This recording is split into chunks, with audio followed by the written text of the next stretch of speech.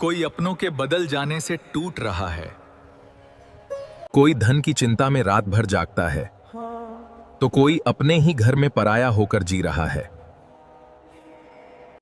बाहर से सब मुस्कुराते दिखाई देते हैं, लेकिन अंदर से कितने टूटे हुए हैं, ये सिर्फ भगवान जानते हैं।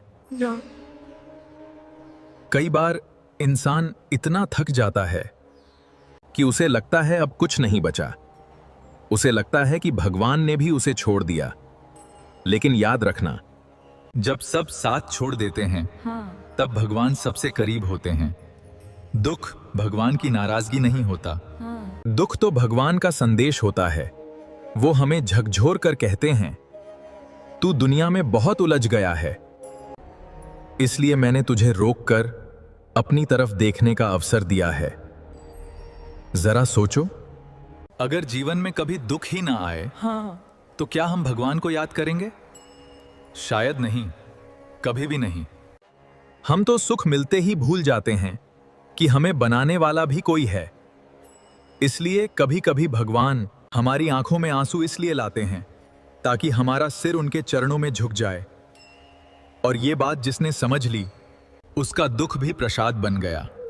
भाइयों और बहनों, जिस दिन तुम्हारी आंखों से निकला हर आंसू भगवान के लिए बहने लगेगा, उस दिन तुम्हारी जिंदगी बदल जाएगी।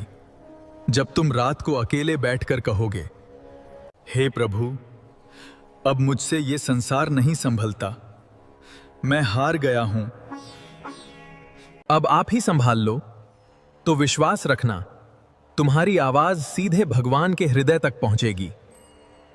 क्योंकि भगवान शब्द नहीं सुनते, वे भाव सुनते हैं।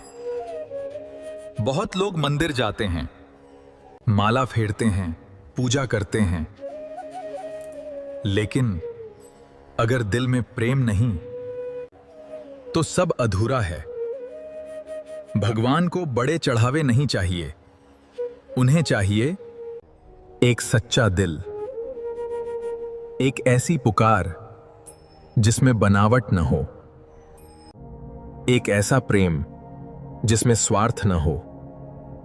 अगर तुम टूटे हुए दिल से भी सच्चे मन से राधे राधे कह दो, तो वह पुकार खाली नहीं जाती।